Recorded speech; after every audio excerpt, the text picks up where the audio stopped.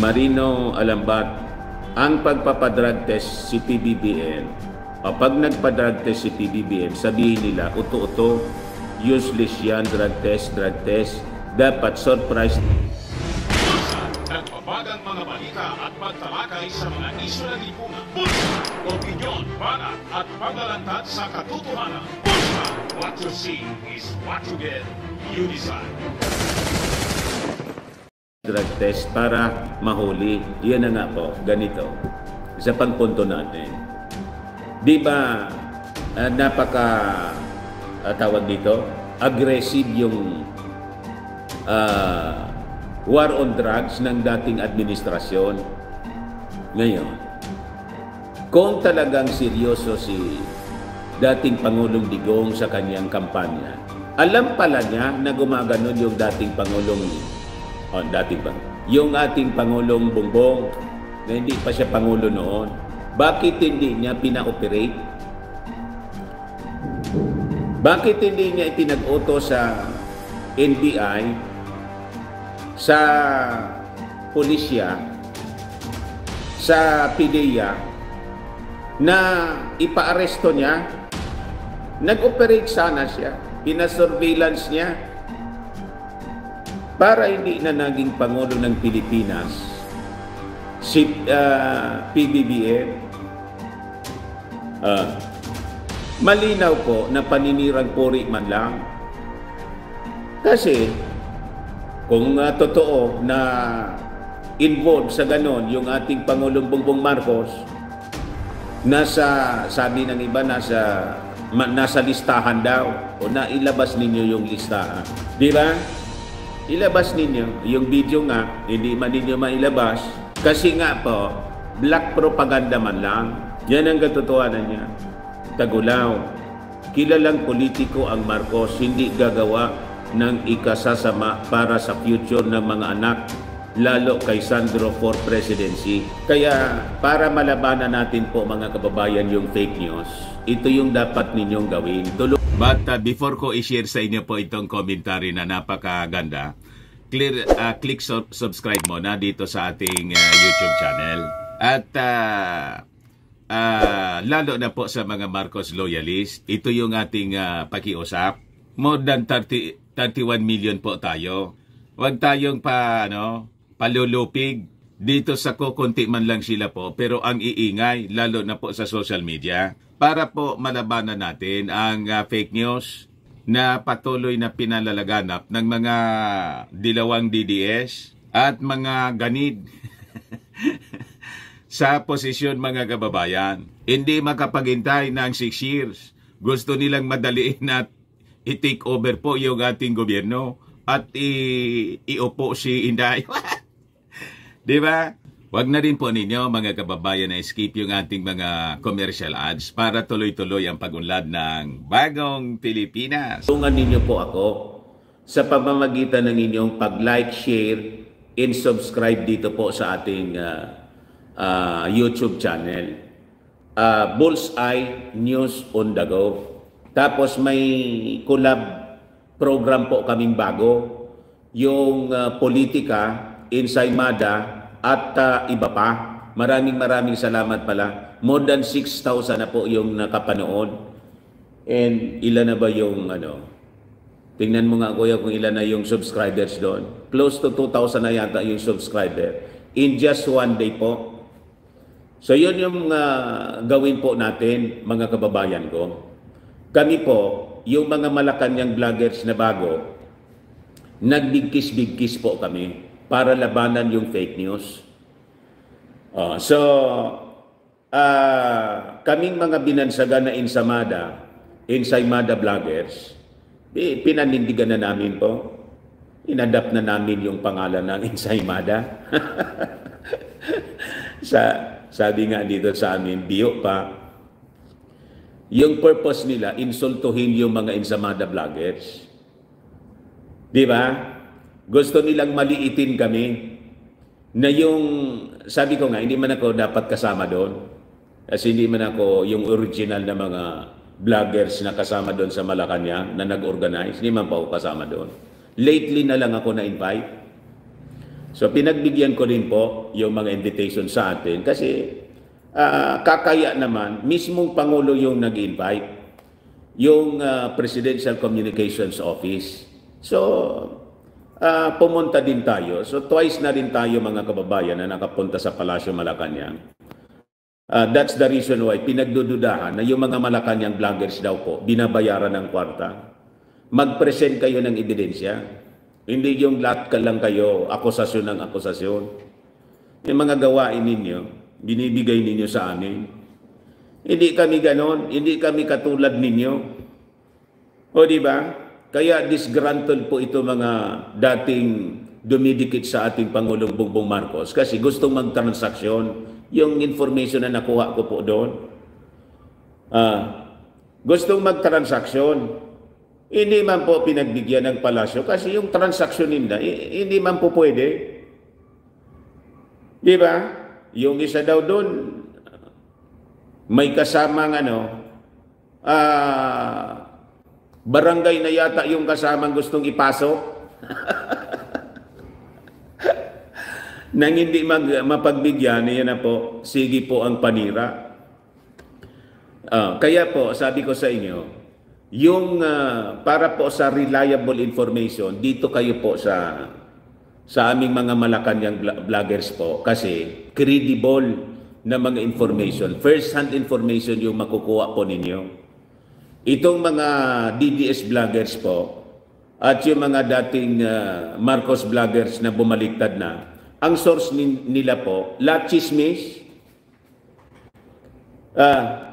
marites po, yung mga kinukuhang information, lahat po lahat paninira man lang po, baseless, wala man pong katotohanan.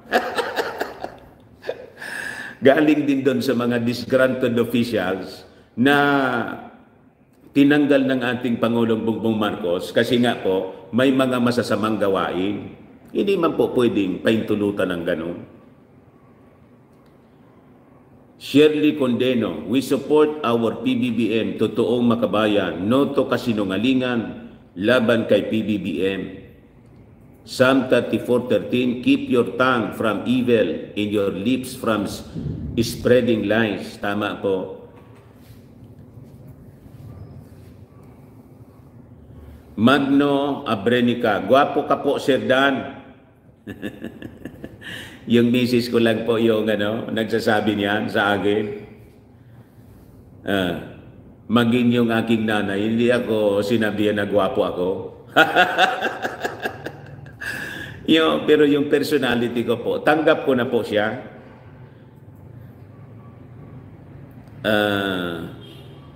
Sunny Delgado, Badong Aratiles ay yung vlogger sa YouTube. Ay may vlogger pong Badong Aratiles. Hindi ko man po kilala. Na nanghihingi ng pakape at nagsasabi na binta ka ng beauty products. Di ka daw gwapo, tinitira ka din yan. Ganun po ba? Wala man po problema sa akin. Kasi ako po, sanay na sa ganon na mga criticism. Sanay na po ako. Kasi sa mainstream media, that's normal. Hindi mo man po mapiplease ang lahat ng tao. Hindi man po ako onion skin. Kaya nga po, imbitado natin dito. Kahit yung mga bashers natin, sabihin na lang ninyo kung maski anong gusto ninyong sabihin sa akin. Hindi man po ako niya napiktado. Pangit man yan, Badong Aratiles. Pangit ba yun? Sabi ng anak ko, yung anak ko kasi gwapo. Siya talaga yung gwapo. Pangit daw yung Badong Aratiles. Ikaw yun, kuya, nagsabi. Ako kasi wala man akong karapatan magsabi na pangit kahit ng sinong tao. Kasi ako po, tingin ko po sa sarili ko kasi pangit man ako.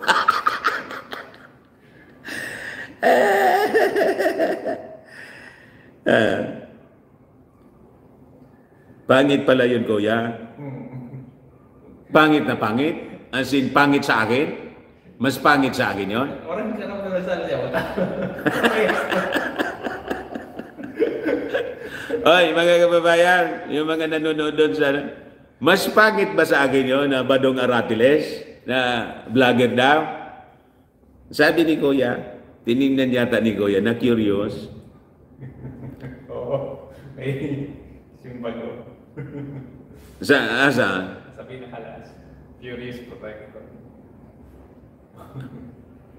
Sabi ni Sir Nervin Jacinto, makanuson man si Badong? Tambalos-los ba? Ako kasi po, wala akong karapatan na magsabi, mamintas ng tao sa itsura po. Kasi alam ko ako, pangit po. Pero mas pangit pala yun sa akin na sinasabi ninyo, sabi ni Alex Yabes, mas gwapo ka naman dun, sir. Ganun ba? Kaya talaga. Roger Castro, magkamukha kayo ni Badong Aratili, sir. Dan? Joke lang, sir. So, pares kami pangit.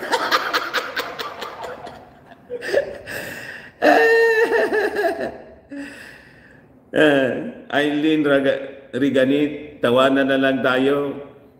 Ako po, hindi ako napikto ng gano'n. Penny Aban, malala yun, Sir Dan, parang bakulaw. Kayo naman. Ganun po ba? Anyway, I know common sense. Mas gwapo ka kay Badong. Giovanni Domingo, malayo Sir Dan si Badong. Hirap makalakad sa katabaan na sobrahan ng pakape. Kaya, intriga ninyo. Ramila Chica, opo Sir Dan, minsan po napanood ko yon si Badong, matanda na, lagi po yan humihingi pang kape, kapal ng muka, yan, masyadong, masyado siguro, masyadong sip-sip, tubig nga kuya, para yung lalamunan ko. Rogelio Likuan, mas gwapo ka kay Badong, Mr. Maravillas, at mas okay presentation mo sa pag-vlog. Ako, hindi man po sa pagmamalaki. Ako kasi po, broadcaster ako, legit. KBP member ako. At age 17 years old pa lang po ako, reporter na ako. And I handled the 7 station po. I retired as a primetime broadcaster. Yung mga positions na nahawakan ko, up to station manager ko. So, naging reporter ako, news writer, news director, announcer, chief announcer, production manager, and station manager. So, I have my nose for news. I have, proper training po sa broadcast media. So, broadcast journalist po talaga ako. Hindi yung basta lang ako pumasok sa vlogging. So, close to 40 years po ako. Mas matanda pa po ako kay, kay Ted Filon po. Mas nauna pa yata ako kay Ted Filon. Pero mas bata naman ako kay Noli Di Castro at saka kay, kay Mike Enriquez. Kay Noli Di Castro, nagre-report ako niya noon dito sa Bicol kasi kinuha ako as, nung ABS-CBN, kinuha po ako as Bicol correspondent po noon. Kahit kay Ate Shawi, that was in 1995, mga kababayan. So yun ang background ko po sa journalism. Yung ibang mga basta't napasok na lang po sa vlogging, yun na. At napakayayabang. Kala mo kung sino sila.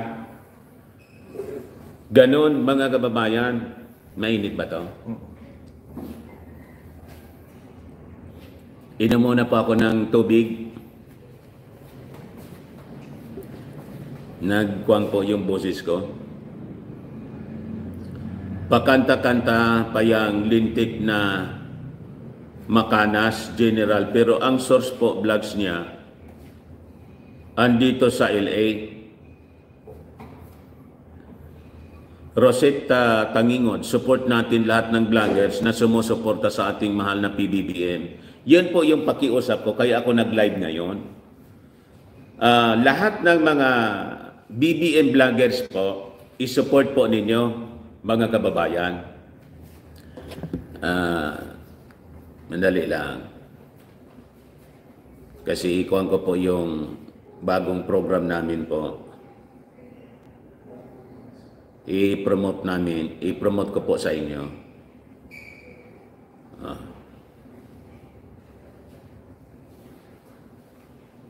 Ito po siya. Baliktad lang eh. Politika insay MADA at iba pa. Kasama ko rito si TPL3, si Benji Contreras. Si Benji Contreras po, lahat po kami Bicolano. Pati nga pala si TPL3, Bicolana po siya, half Bicolana. Yun na-discovery namin doon sa pilot presentation. Si Juan Historiador, taga-Dait po. Ako, taga-Legazpi, dito sa province ng Albay. Tapos si Benji Contreras, kapatid po siya niya, no? Kapatid po siya mga kababayan ni Antonio Contreras, yung ang tawag dito, professor sa Ateneo yata, o sa UP, na journalist din po. Kapatid siya. Talagang Marcos loyalist siya, pero naka-base na siya ngayon sa New Zealand. So, isupport po ninyo yung aming mga programs, lalo na po itong bago nating channel. Yung bagong tawag dito. Bagong programa. Walang YouTube si Benji, yung kapatid. Ayan man lang po, mga kababayan, yung ating short video. Baka lang gusto ninyo itong i-try. Firmax Firming and Lifting Cream, pinapahid po sa mga pulses in affected area. Mainam po sa paninigas ng mga kaso-kasoan.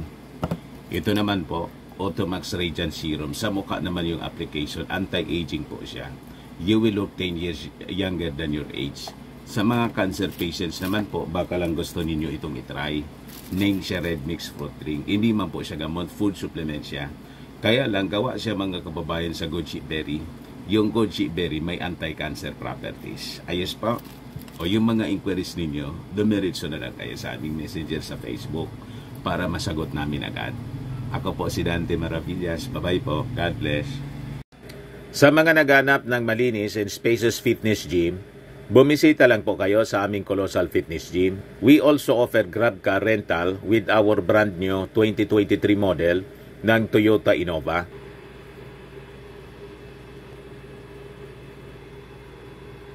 We also accept booking for those who are planning to travel via PAL and Cebu Pacific in other airline companies, local and international. And bills payment for Meralco bills, PLDT, etc.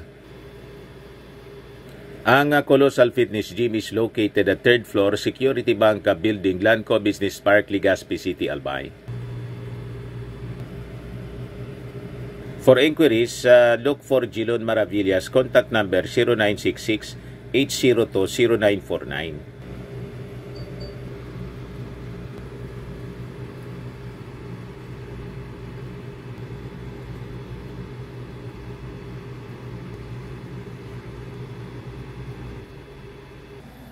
Ayos pa? Ayos na ayos niya, Mr. Maravillas.